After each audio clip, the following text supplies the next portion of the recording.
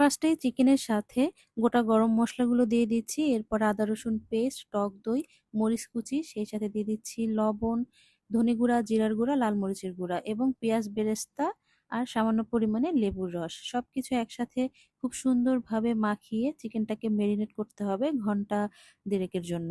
এরপরে পানিতে আমি গোটা গরম মসলা দিয়ে দিলাম চালের জন্য, সেই সাথে শাহি জিরা।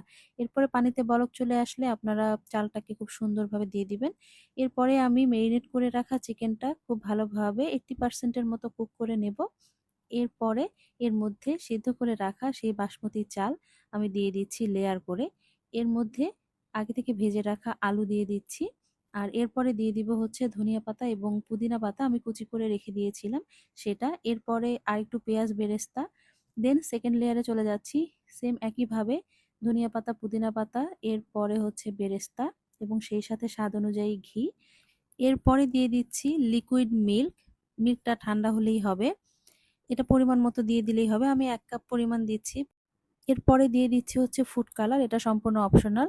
সেই সাথে দিয়ে দিচ্ছি সামান্য পরিমাণে কেওড়া জল। এরপরে এটাকে আমি দমে রেখে দিব একদমই কম আঁচে ৩০ মিনিটের জন্য। দেন দেখেন আমার বিরিয়ানির লুক কি সুন্দর লাগছে এবং এত কালারফুল। আর চালগুলো দেখেন একটার সাথে কিন্তু একটা লেগে নেই, খুবই সুন্দরভাবে ঝরঝরা হয়েছে। চিকেন হায়দ্রাবাদি বিরিয়ানি বলে এটাকে।